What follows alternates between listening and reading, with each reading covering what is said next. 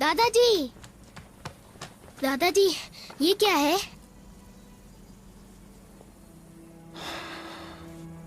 ये तुम्हें कहाँ से मिला? खेतों में से। आओ, मेरे साथ आओ, मैं तुम्हें कुछ दिखाता हूँ। मैं तुम्हें अपने बारे में कुछ बताना चाहता हूँ।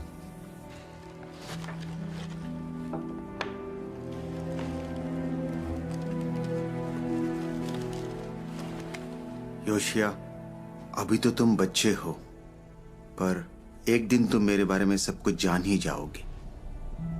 मैंने जिंदगी में बहुत बुरे बुरे काम किए। मैंने यहोवा की उपासना करने के बजाय छोटे देवी देवताओं की उपासना की। यहां तक कि मैं यहोवा के मंदिर में मूर्तियों तक को ले आया। मैंने यहोवा का बहुत दिल दुखाया।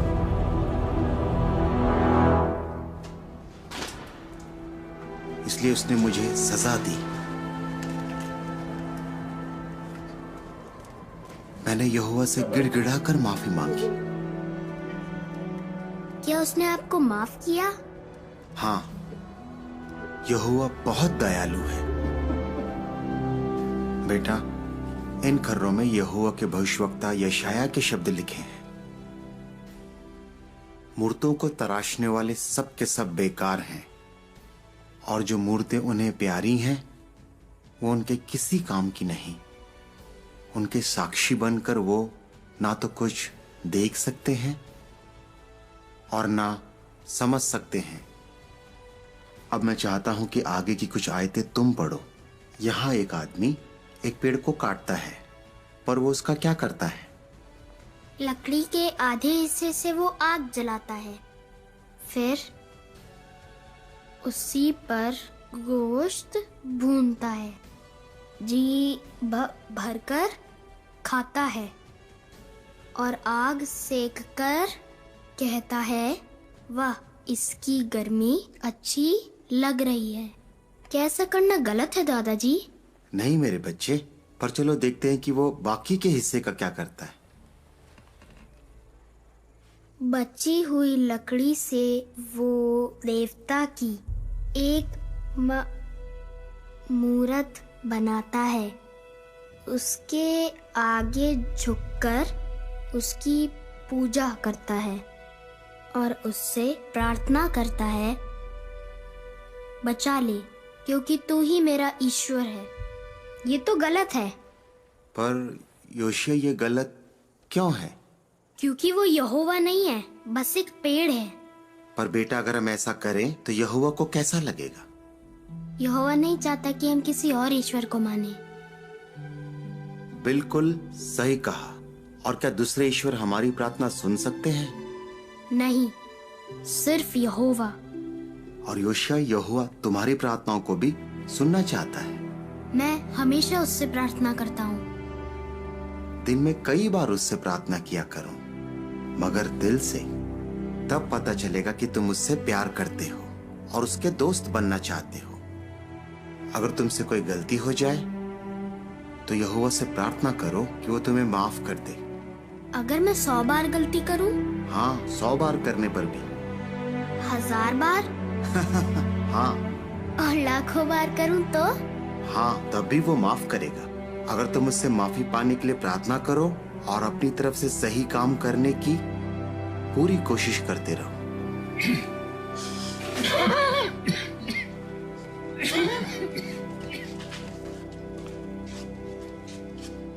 बेटा योशिया, दादाजी को थोड़ा आराम करना है।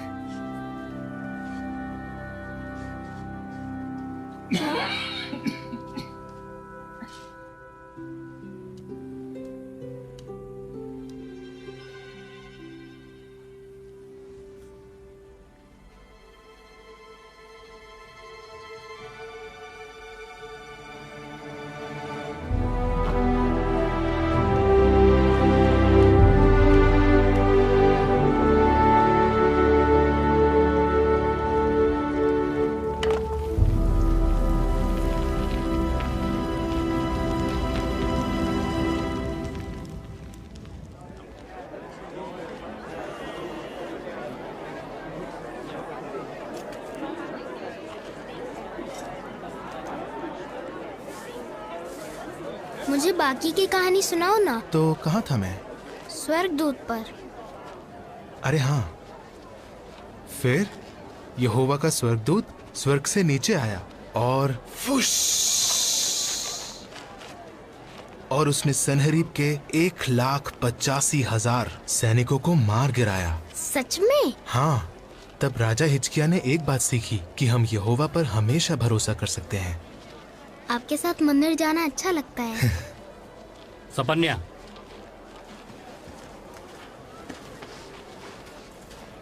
तुम्हें बच्चे को इस तरह की झूठी कहानियां नहीं सुनानी चाहिए।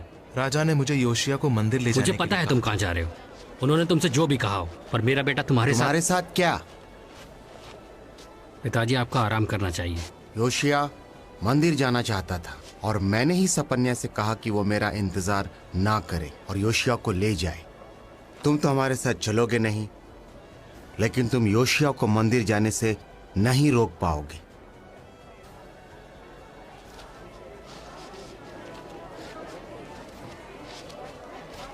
जैसी आपकी मर्जी।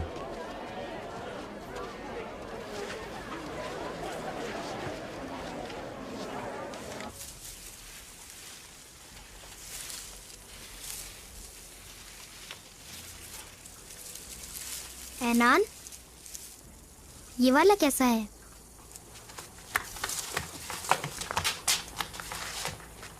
इस बार क्या बनूं मैं? मैं राजा सुलेमान बनूंगा। इस बार मैं बन जाऊं राजा दाविद।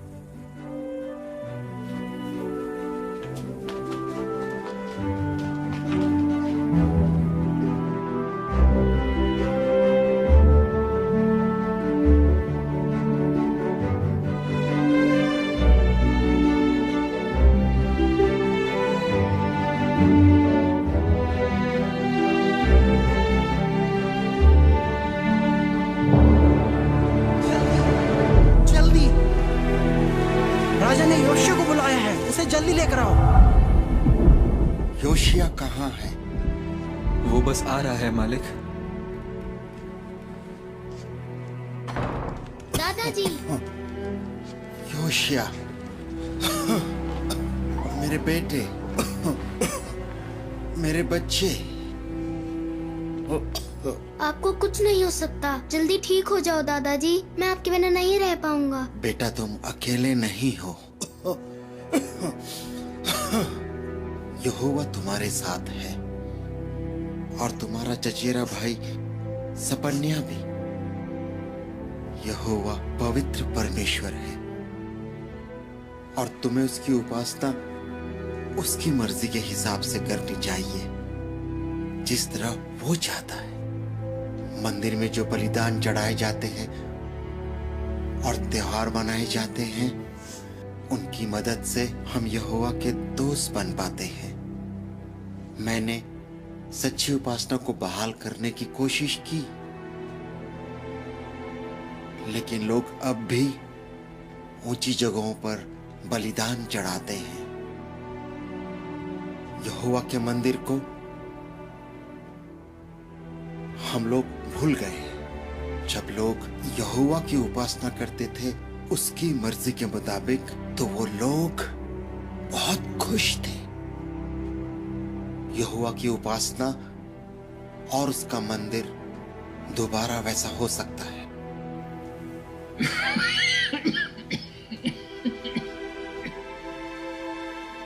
हर हाल में यहोवा की उपासना करना योशिया। बाकी देवी देवताओं में जरा भी ताकत नहीं है।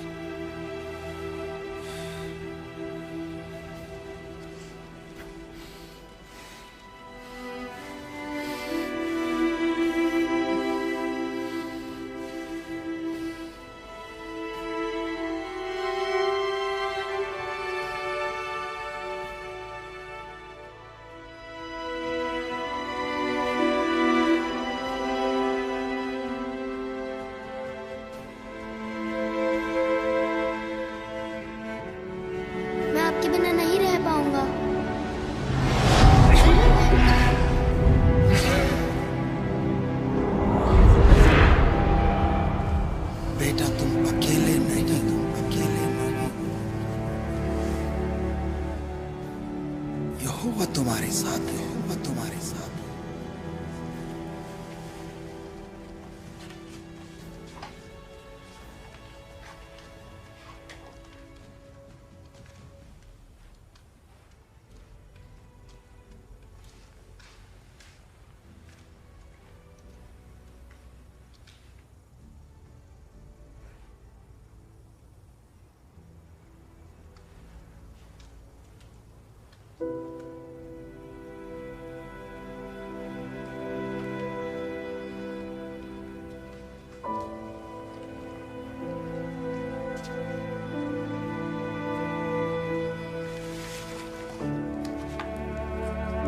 जब लोग यहोवा की उपासना करते थे उसकी मर्जी के मुताबिक, तो वो लोग बहुत खुश थे।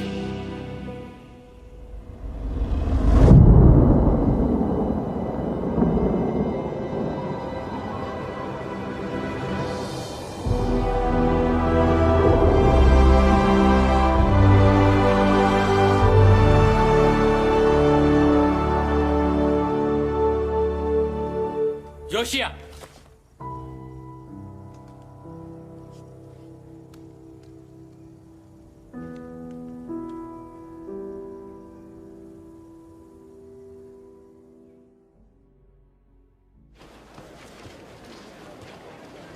पिताजी दुख रहा है।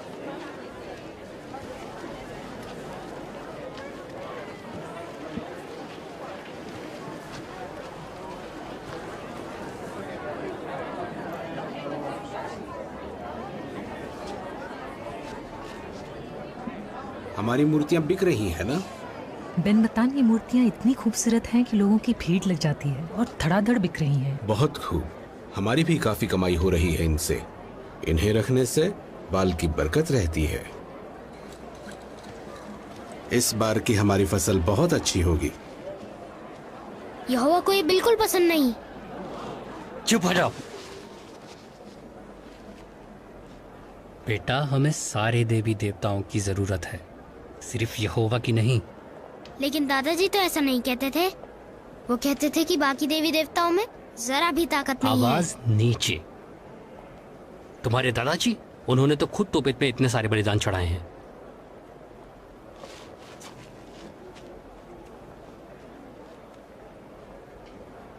बेटा, अगर तुम एक ताकतवर आदमी बनना चाहते हो तो तुम्हें यहोवा की मदद भी चाहिए और बाल की मदद भी। नहीं, ऐसा नहीं है। ये गलत है।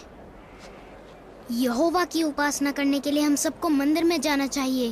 दादाजी ने बताया। बाढ़ में गए तुम्हारे दादाजी और उनकी बातें। कब से एक ही बात की रट लगा रखी है। तुम्हारे दादाजी को मरे 2 साल हो चुके हैं। आज के बाद तुम उनका जिक्र तक नहीं करोगे, समझे? सपन्या,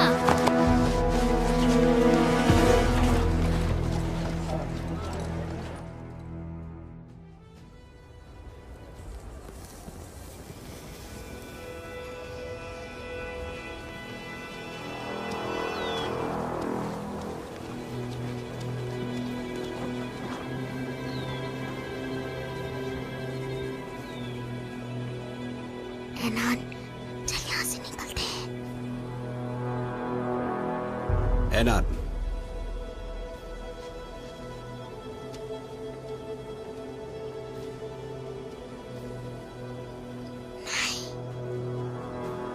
राजा अमोन,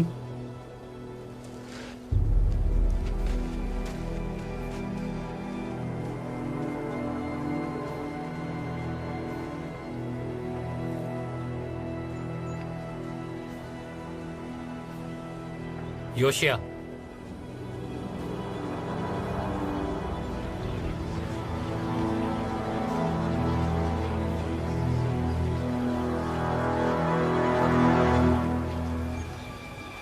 इसे लो, तमाशा मत खड़ा करो। बाकी देवी देवताओं में जरा भी ताकत नहीं है। छोड़ दो मुझे, जाने दो। दिमाग खराब है तुम्हारा? बाल के सामने खड़े हो तुम। नहीं,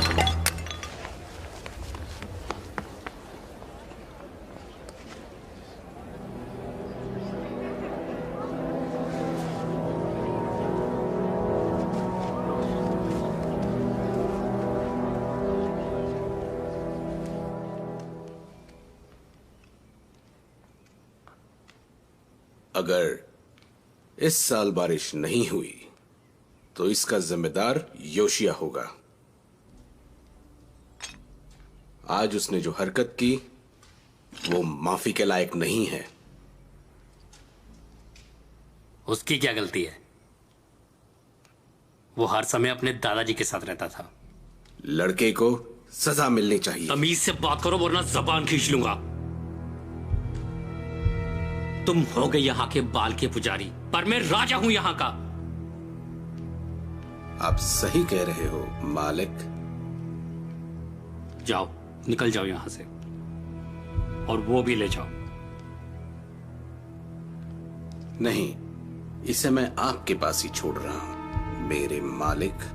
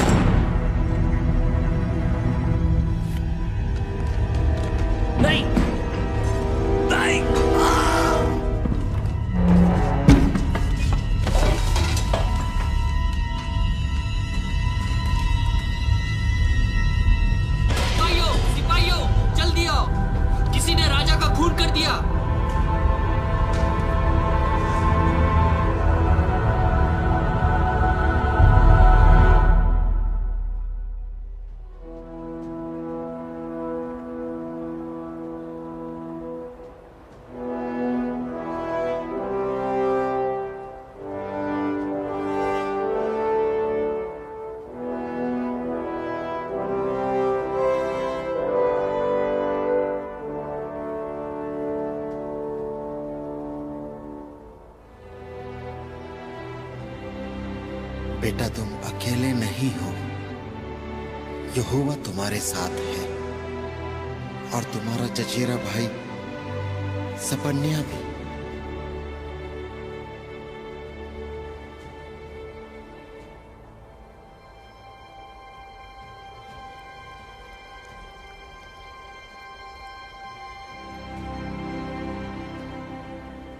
राजा योशिया की जय हो। राजा योशिया की जय हो। राजा योशिया की जय हो। राजा योशिया की जय हो। राजा योशिया की जय हो। राजा योशिया की जय हो। राजा योशिया की जय हो।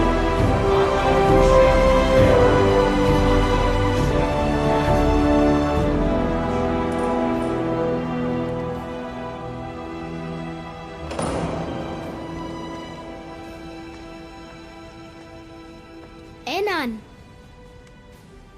अब तो तुम राजा हो।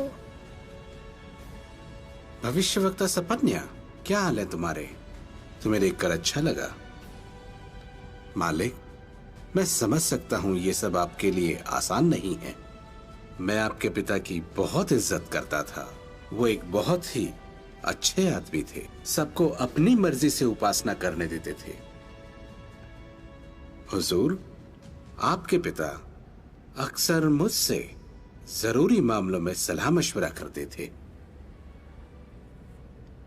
योशिया, अब तुम मेरे साथ खेलने नहीं आ पाओगे ना? मालूम नहीं। हमें आपको अकेला छोड़ देना चाहिए, पर आप मेरे यकीन मानिए, मुझे आपसे बहुत हमदर्दी है। आपको जब भी मेरी जरूरत पड़े बस याद कीजिएगा, बंदा हाजिर हो जाएगा।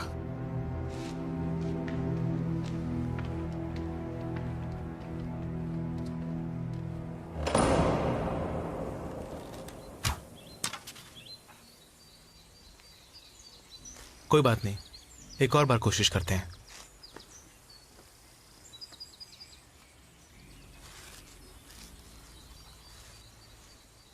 हाथ सीधे, ऐसे। और एक और बात, तीर पर ध्यान मत दो, निशाने पर ध्यान दो। ऐसे? हाँ।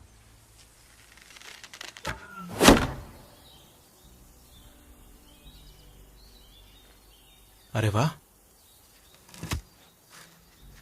तुम सीख गए हो। एनान, मुझे लगा तुम नहीं आओगे। हम तो जाने वाले थे।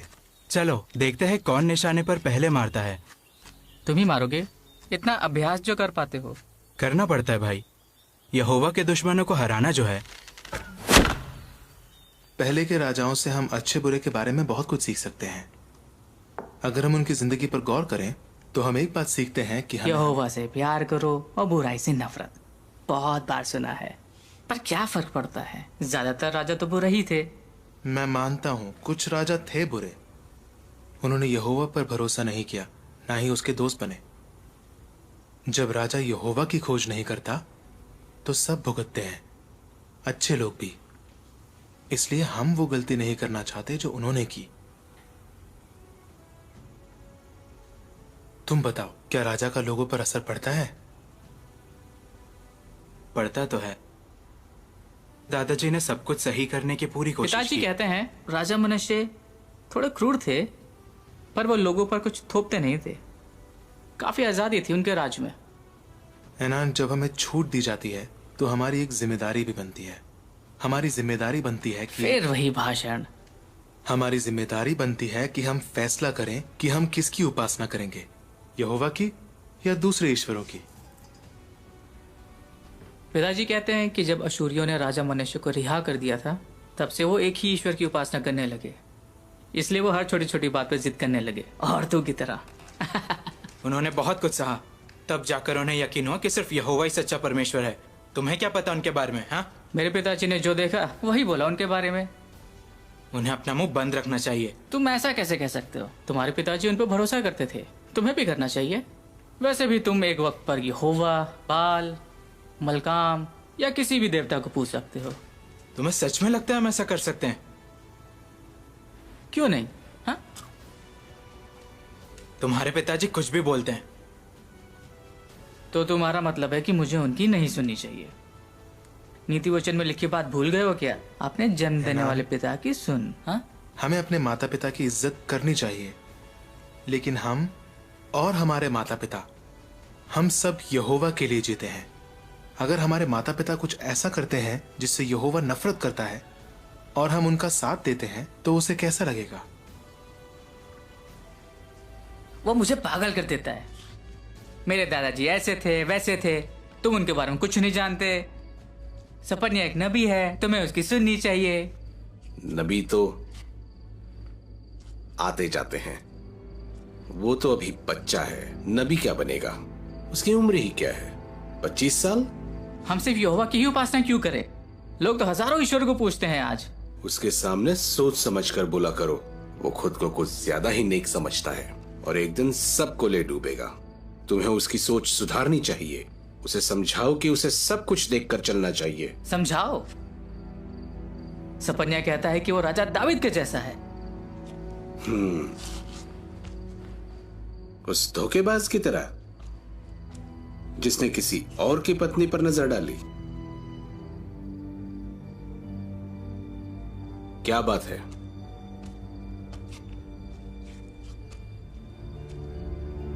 बताओ मुझे।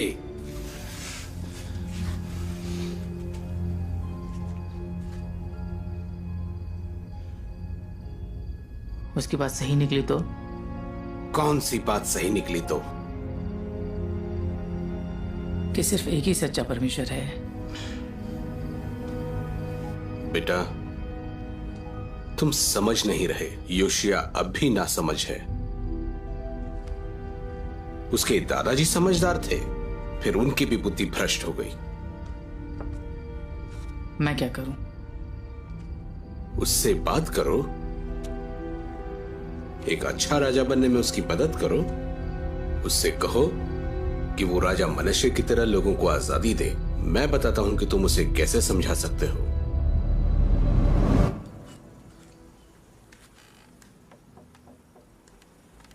योशिया, मैं तुमसे माफी मांगना चाहता हूं। मुझे तुमसे बदतमीजी से बात नहीं करनी चाहिए थी। कोई बात नहीं यार, मैंने तुम्हें कब का माफ कर समझने की कोशिश करो योशिया। सोचो अगर तुम गलत निकले तो क्या होगा? अगर बाल की उपासना करना जरूरी हो और हम ना करें तो क्या होगा? बाल देवता ही बारिश करवाता है। और तुम्हारे पिताजी और दादाजी दोनों ऊंची जगहों पे बलिदान चढ़ाते थे। तुम्हारी वजह से बाल देवता नाराज हो गया तो फसल मर जाएगी, लोग भूखे रह जाएंगे और फिर तुम्हारे खिलाफ हो जाएंगे वो लोग। मैं जानता हूं तुम्हें यहोवा से बहुत प्यार है, पर तुम्हें नहीं लगता हमें बाल को भी बलिदान चढ़ाना चाहिए? अगर वो सच में हुआ तो?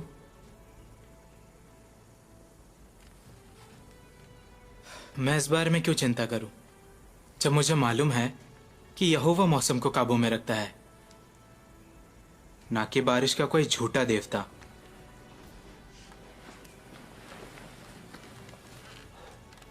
तुम भूल गए राजा सुलेमान ने क्या कहा था? सारी नदियां, मुझे याद है,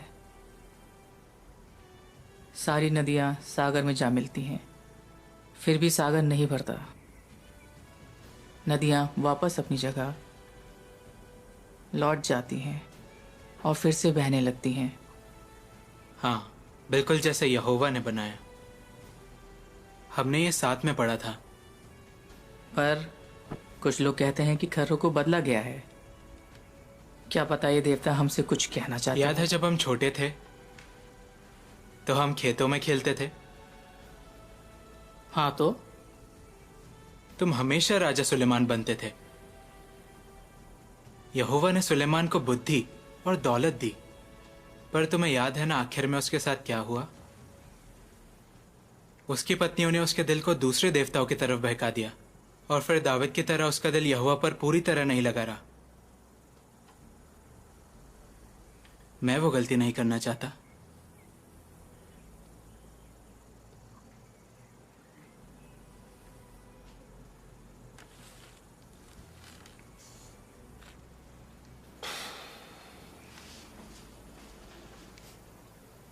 क्या बना रहे हो? नक्शा।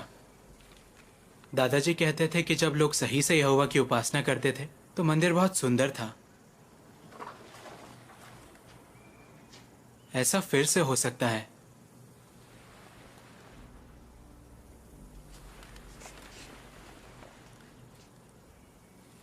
चलो बताता हूं कि मैं क्या करने वाला हूं।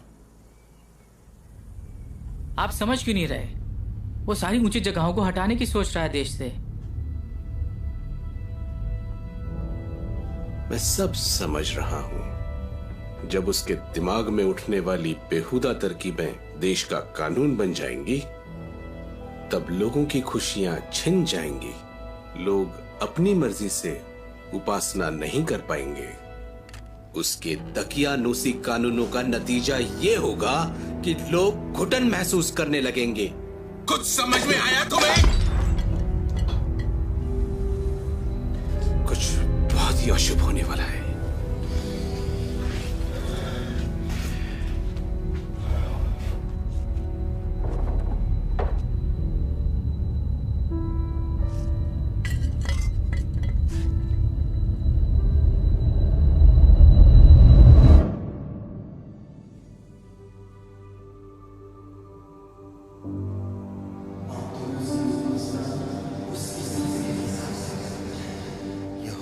पवित्र परमेश्वर, पवित्र परमेश्वर है।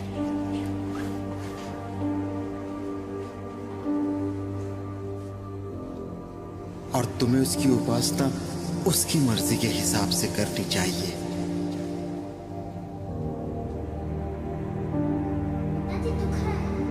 बेटा, अगर तुम एक ताकतवर आदमी बनना चाहते हो तो तुम्हें यहोवा की मदद भी चाहिए और बाल की मदद भी।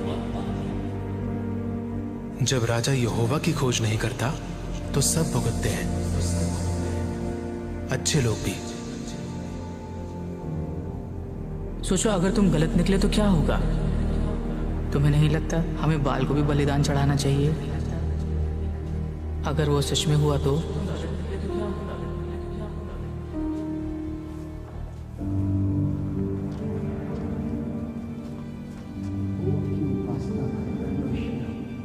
यहोवा की उपासना करना योशिया। बाकी देवी देवताओं में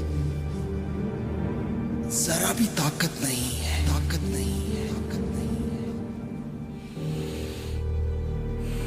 हे यहोवा,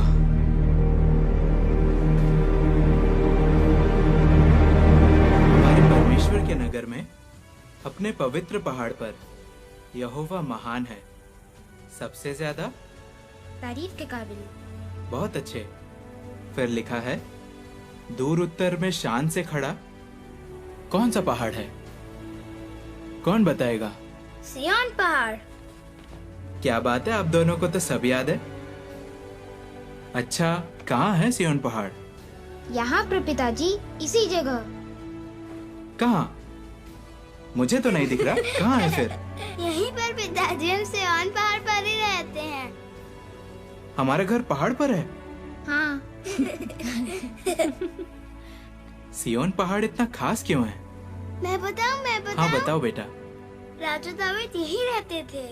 यहोवा ने कहा, अपने पवित्र पहाड़ सिय्योन पर मैंने अपने राजा को बिठाया है और संदूक को यहाँ लेके आया गया।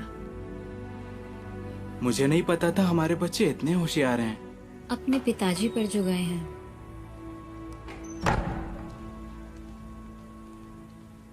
चलो बच्चों।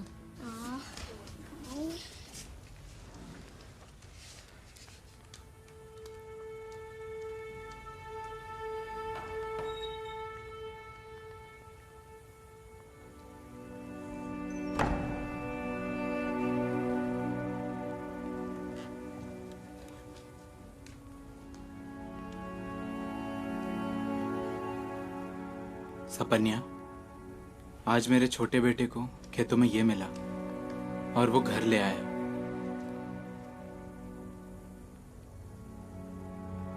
वो इस पवित्र शहर को गंदी मूर्तियों से भर रहे हैं। जहां देखूं बाल की मूर्तियां नजर आती हैं। ऊंची जगहों पर धुआं उठ रहा होता है। उनकी धूप की गंध सूंघकर मुझे उल्टी आती है। पिछले 12 सालों में ज्यादा कुछ नहीं हुआ, पर अब होगा। मैं सच्ची उपासना को फिर से बहाल करूंगा। पर तुम्हें यहोवा की मदद की जरूरत पड़ेगी। जानता हूं। मैं दिन रात इस बारे में प्रार्थना कर रहा हूं। अच्छा है। मैं ये ऐलान करूंगा कि हम इस देश से मूर्ति पूजा का नामो निशान मिटा देंगे। तुम तो बहुत महंगा बेच रही हो। मैं एक पैसा कम नहीं करूंगी। तुम तो दाम बढ़ाते ही रहती हो।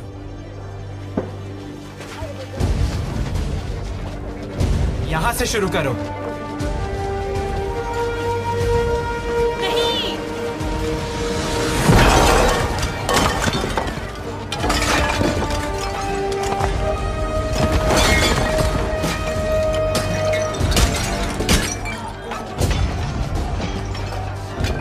इस देश के हर झूठे देवता का यही हाल होगा।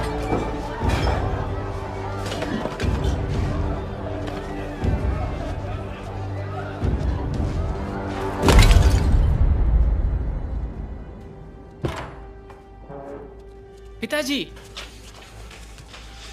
उठो पिताजी, ये सोने का वक्त नहीं है। उठो। योशिया यहोवा को छोड़ बाकी सभी देवताओं को मिटाने के लिए निकल पड़ा है। क्या योशिया अपने ही राज को बर्बाद करने पर तुला है? लोग उसकी इस हरकत को बिल्कुल बर्दाश्त नहीं करेंगे। उसे क्या लगता है कि लोग अपने रीति रिवाज, अपनी पूरी जिंदगी यूं ही बदल देंगे?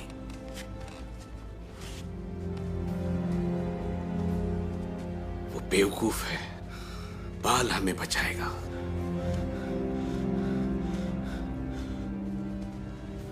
बाल वो हमें बचाएगा? पिताजी, जरा देखो क्या हो रहा है। यहूदा और यरूशलेम में बाल की सभी मूर्तियों को योशिया मिट्टी में मिला रहा है। ये मूर्तियां खुद को तो बचा नहीं पा रही, और रही बात लोगों की, वो उसका साथ दे रहे हैं। अब तुम्हें बाल की ताकत पर शक है तो करो शक। तुमने बाल का और मेरा विश्वास तोड़ा है। तुम्हें बेटा कहने में अब मुझे शर्म आती है। जाओ, दफा हो जाओ, मैं देख लूंगा।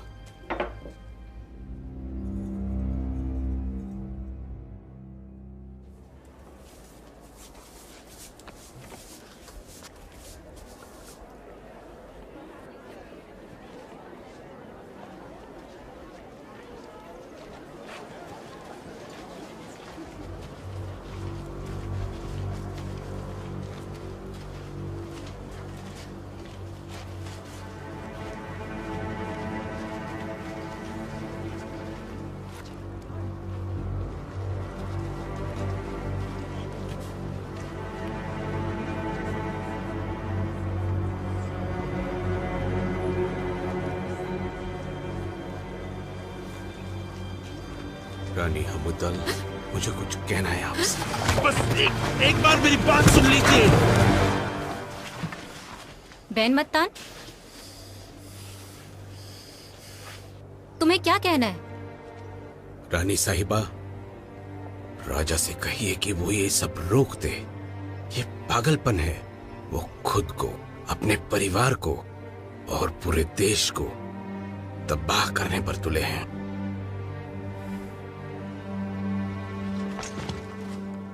राजा की ये मुहिम सिर्फ बाल के उपासकों के खिलाफ नहीं है, खुद बाल के खिलाफ है। बैन मत्तान, तुम और तुम्हारी घिनौनी मूर्तियां चले जाओ, वरना गिरफ्तार हो जाओगे। माफ कर दीजिए मुझे। बस एक आखिरी बार सुन लीजिए।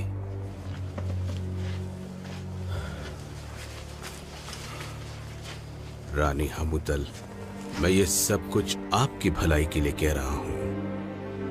मैं नहीं चाहता कि राजा के साथ कुछ ऐसा हो जो उनके पिता के साथ हुआ था। रानी हमूतल, बच्चों की भी सोचिए।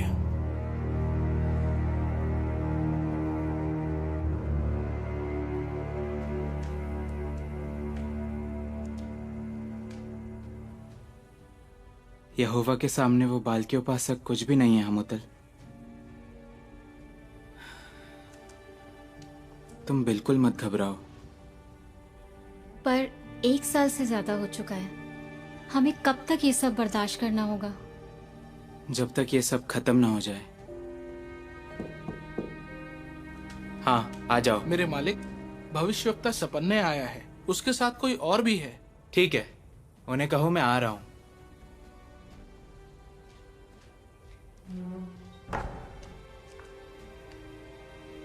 तुम बच्चों के साथ रहो और उनके सामने परेशान मत रहना।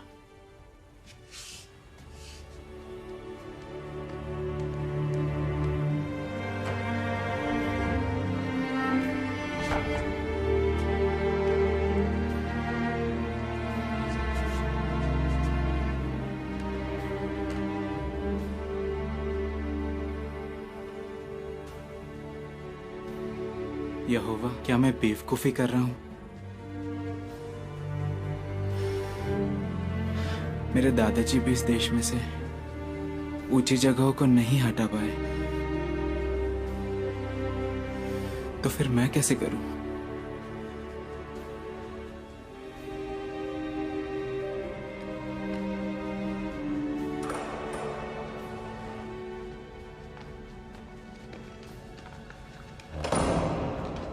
मेरे मालिक, ये यिर्मयाह है अनातोत से, जिसे यहोवा ने भविष्यवक्ता चुना है। स्वागत है। राजा योशिया, सभी वफादार सेवक इस मुहिम में आपके साथ हैं। हमने वैसा ही किया जैसे आपने कहा, और जब से ये मुहिम शुरू हुई है तब से अब तक काफी सारे लोग आपका साथ दे रहे हैं। हाँ, ये सच है, पर लोग अभी भी बाल की उपासना कर रहे हैं और बैन मत्तान जैसे लोग हमारे इस काम के खिलाफ हैं। और मुझे डर है कि इस काम को रोकने के लिए कहीं लोग हिंसा पर न उतर आएं। हाँ, वो भी है। मेरे मालिक, क्या आपको लगता है कि आप इस काम को पूरा नहीं कर पाएंगे? सच्ची उपासना को बहाल करना इतना आसान नहीं है, पर हम जो कर रहे हैं वो सही है। आपने सही कहा, पर आप ये सब अपने बल से नहीं कर रहे। यहोवा आपके साथ है। इस काम को पूरा करने के लिए वो आपको हिम्मत, बुद्धि और ताकत देगा। शुरू में जब मैंने अपनी काबिलियतों पर शक किया तो यहोवा ने कहा, ये मत कह कि मैं बस एक लड़का हूं। पर यहोवा ने सीधे सीधे बात की तुमसे। मुझे कैसे पता चलेगा कि वो मेरा भी इसी तरह साथ देगा? सदियों पहले जब राजा यारोबाम ने उत्तर के राज में अपनी एक वेदी खड़ी की, तब यहोवा ने एक भविष्यवाणी की थी जिसके बारे में यिर्मयाह ने मुझे बताया। यारोबाम बलिदान चढ़ाने के लिए वेदी के पास खड़ा था। तब यहोवा का एक सेवक उसकी आज्ञा से यहूदा से बेतेल आया। उसने यहोवा की आज्ञा के मुताबिक वेदी की तरफ मुंह करके जोर से कहा, हे वेदी, यहोवा का ये संदेश है, देख, दावीद के घराने में योशिया नाम का एक लड़का पैदा होगा। वो तुझ पर उन्हीं याजकों की बलि चढ़ाएगा जो ऊंची जगहों पर सेवा करते और तुझ पर बलिदान चढ़ाते हैं, और इंसानों की हड्डियां जलाएगा। इसलिए अपने विश्वास को डगमगाने मत दीजिए, बल्कि विश्वास में शक्तिशाली बनिए, हमारे पिता अब्राहम की तरह। योशिया, यहोवा ने मुझसे भी बात की। उसने कहा, मैं इस जगह से बाल की हर निशानी मिटा दूंगा। पराए देवताओं के पुजारियों के साथ साथ याजकों के नाम मिटा दूंगा। मैं हाकिमों से, राजा के बेटों से और उन सबसे हिसाब मांगूंगा जो विदेशी कपड़े पहनते हैं। उनके सोने चांदी से उनका बचाव नहीं होगा। वो धरती के सभी देवताओं को बेकार कर देगा।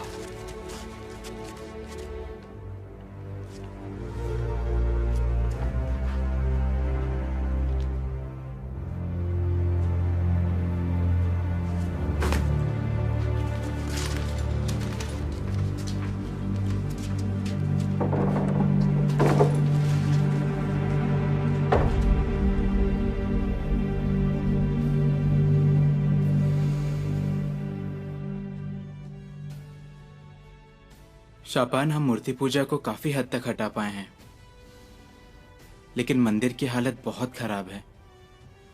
दशकों से उसकी मरम्मत नहीं हुई है। मैं आपकी बात से सहमत हूं। तो महायाजक हिल्किय्याह से कहो कि यहोवा के भवन में जितनी भी चांदी है उसे इकट्ठा करे और उन लोगों को जाके दे जो मरम्मत का काम संभालते हैं। उन्हें गड़े हुए पत्थर और लकड़ी खरीदने को कहो। जी मालिक। और चांदी का हिसाब कौन रखेगा?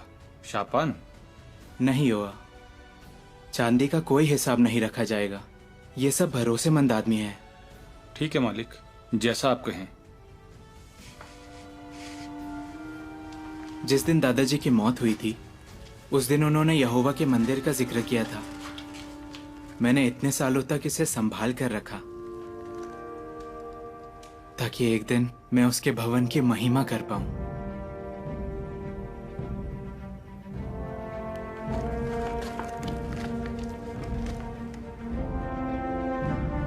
और वो दिन आ गया है।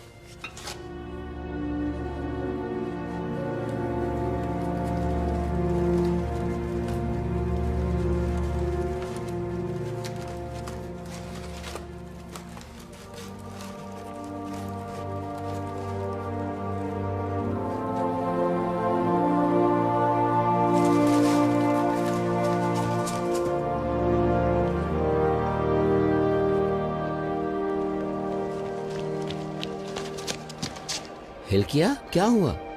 शापान, मुझे यहोवा के भवन में कानून की किताब मिल गई है। कानून की किताब?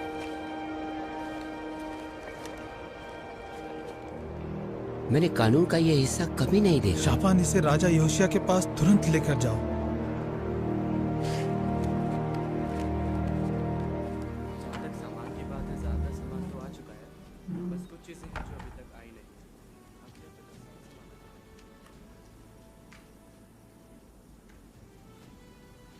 मेरे मालिक। शापान, मंदिर का काम कैसे चल रहा है? आपके सेवक अपनी जिम्मेदारियां अच्छे से निभा रहे हैं। उन्होंने भवन का सारा पैसा निकालकर उन आदमियों को दे दिया है जिन्हें यहोवा के भवन में काम करने की निगरानी सौंपी गई है। बहुत बढ़िया। क्या बात है? मेरे मालिक, दरअसल याजक हिल्किया ने मुझे एक किताब दी है। किताब? हाँ, लगता है इसमें मूसा के शब्द लिखे हैं। तो फिर पढ़कर सुनाओ। तुम सारी जिंदगी इन कायदे कानूनों और न्याय सिद्धांतों का सख्ती से पालन करना। उस देश में रहने वाली जातियां जिन्हें तुम निकालने वाले हो, जिस जिस जगह पर अपनी देवताओं को पूजती हैं, उन सभी जगहों को पूरी तरह नष्ट कर देना। फिर चाहे वो ऊंचे पहाड़ों पर या पहाड़ियों पर या घने पेड़ों के नीचे बनी हो, तुम उनकी वेदियां ढा देना, उनके पूजा स्तंभ चूर चूर कर देना, उनकी पूजा लाठे आग में जला देना और उनके देवताओं की खुदी हुई मूर्तें तोड़ डालना। इस तरह उस पूरे देश से उन देवताओं का नाम तक मिटा देना।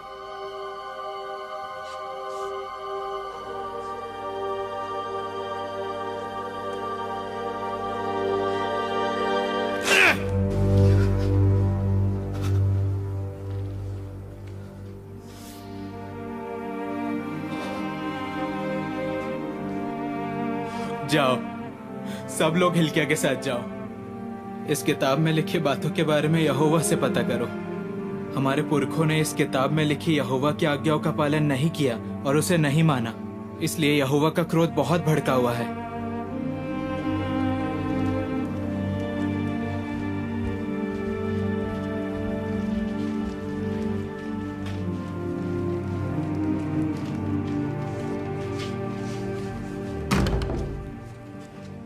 भविष्यवक्ता हुल्दा पास ही में यरूशलेम के नए हिस्से में रहती है। मैं जाकर हिल्किया को बताता हूँ।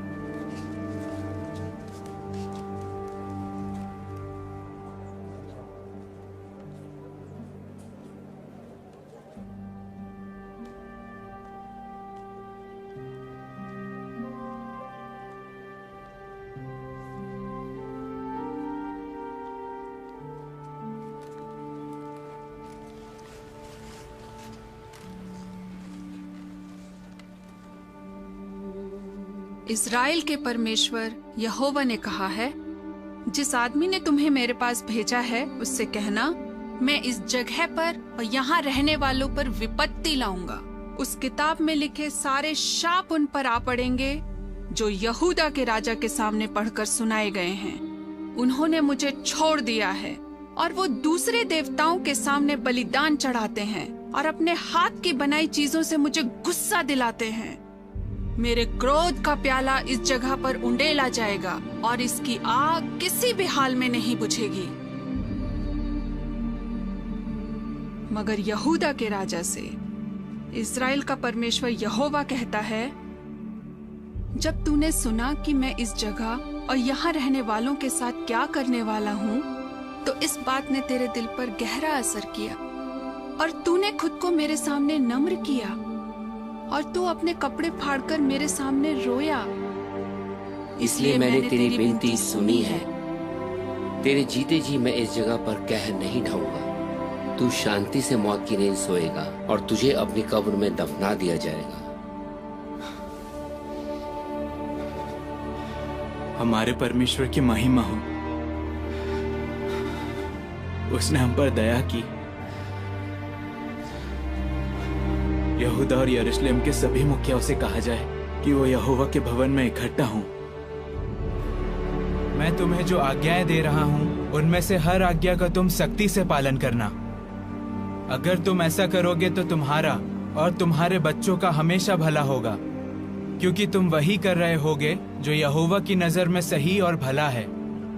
जब तुम्हारा परमेश्वर यहोवा उन जातियों का नाश कर देगा जिन्हें तुम वहां से निकाल दोगे, तो तुम उनके देवताओं के बारे में जानने के लिए ये मत कहना, ये जातियां अपने देवताओं की पूजा कैसे करती थीं, क्योंकि वो अपने देवताओं के लिए हर वो घिनौना काम करते हैं जिससे यहोवा नफरत करता है। यहाँ तक कि वो अपने बेटे बेटियों को अपने देवताओं के लिए आग में होम कर देते हैं। अगर तेरा सगा भाई या तेरा बेटा या बेटी या तेरी पत्नी जिसे तू बहुत प्यार करता है या तेरा जिगरी दोस्त तुझे चुपके से बहकाने की कोशिश करे और कहे चलो हम दूसरे देवताओं की सेवा करें, तो उसकी बातों में मत आना, ना ही उसकी सुनना, उस पर दया न करना, ना ही उस पर तरस खाना या उसे बचाना। इसके बजाय तू उसे हर हाल में मार डालना। तुम आबीब महीने को हमेशा याद रखना और उस महीने अपने परमेश्वर यहोवा के लिए फसह मनाया करना, क्योंकि आबीब के महीने में तुम्हारा परमेश्वर यहोवा तुम्हें रात के वक्त मिस्र से बाहर ले आया था। तुम अपने परमेश्वर यहोवा के लिए फसह का बलिदान चढ़ाना और उसे उस जगह चढ़ाना जो यहोवा अपने नाम की महिमा के लिए चुनेगा। आओ हम सब मिलकर सच्चे परमेश्वर यहोवा के सामने ये करार करें कि हम इस किताब में लिखी बातों को मानेंगे। हे सच्चे परमेश्वर यहोवा,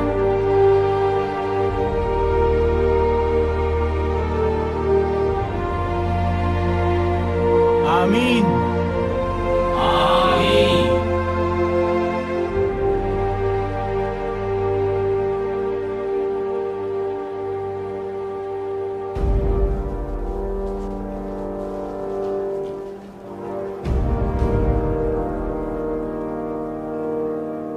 इन्हें किद्रोन घाटी में ले जाकर जला दो, तोपेत को नष्ट कर दो, ताकि आज के बाद कोई अपने बेटे या बेटी को आग में होम न कर सके। ये तो बस शुरुआत है। यहोवा की मदद से हम सारी ऊंची जगहों का और हर उस चीज का नामो निशान मिटा देंगे जो झूठी उपासना में इस्तेमाल होती है, और उनका भी जो झूठी उपासना का बढ़ावा देते हैं।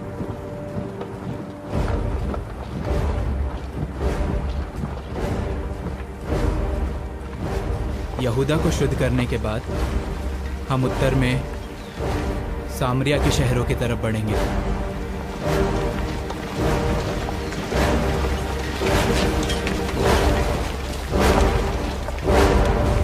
पकड़ो ने।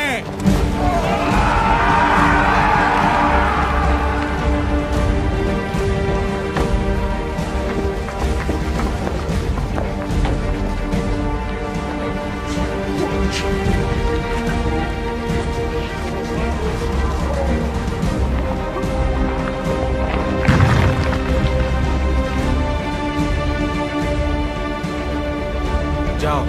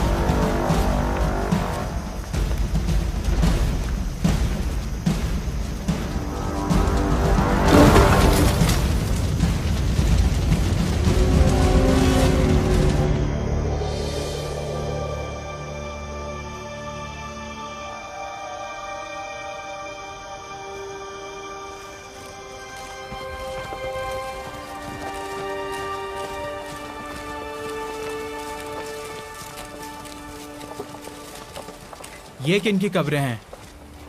बाल के भविष्यवक्ताओं की। उनकी हड्डियों को लेकर यारोबाम की वेदी पर जला दो और फिर उस वेदी को तोड़ दो।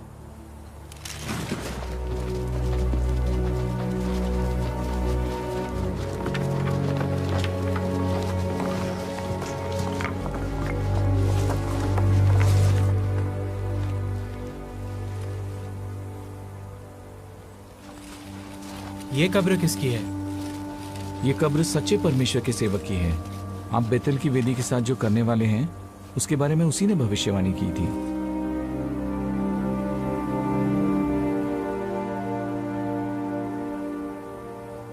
उसकी कब्र छोड़ दो, उसकी हड्डियों को कोई हाथ न लगाए।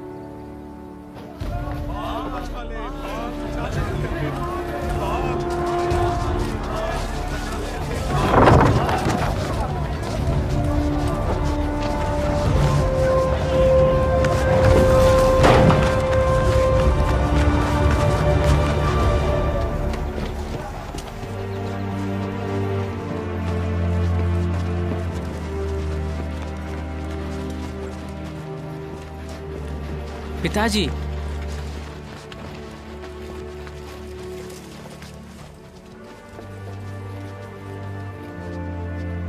मेरे राजा और मालिक अफसोस अपने दादाजी की तरह नहीं बन पाए। मेरे बेटे को मेरे ही खिलाफ कर दिया। ऐसा कुछ नहीं है, मैं वही कर रहा हूं जो सही है। बाल बिल्कुल बेबस है, आपको नजर क्यों नहीं आ रहा?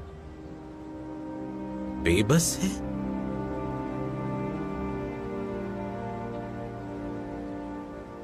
काश मैंने तो पेट में तुम्हारी बलि चढ़ा दी होती।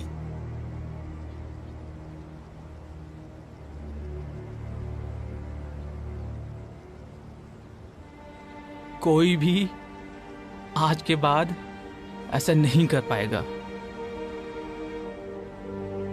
योशिया ने सब ठीक कर दिया।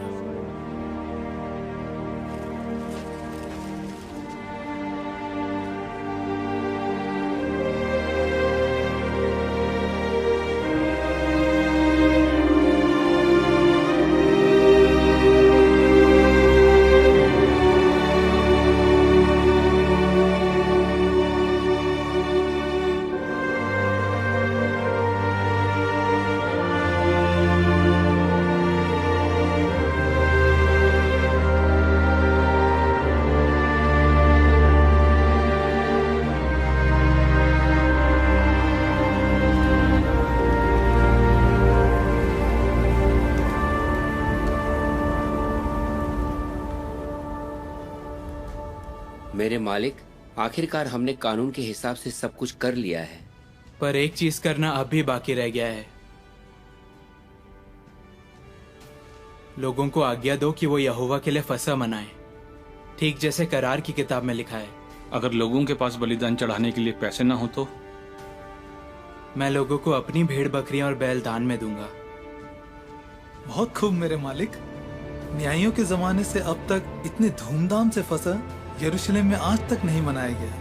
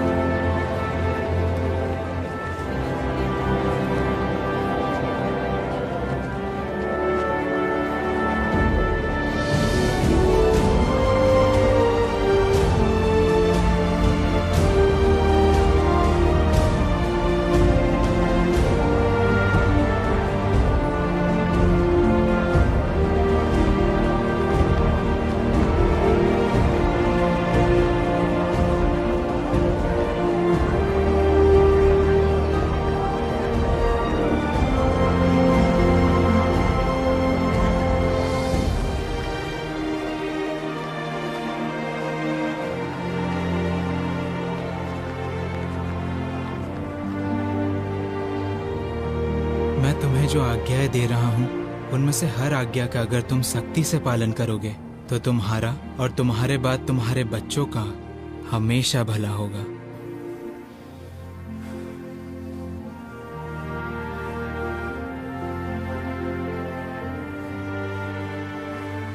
क्योंकि तुम वही कर रहे होगे जो तुम्हारे परमेश्वर यहोवा की नजर में सही और भला है।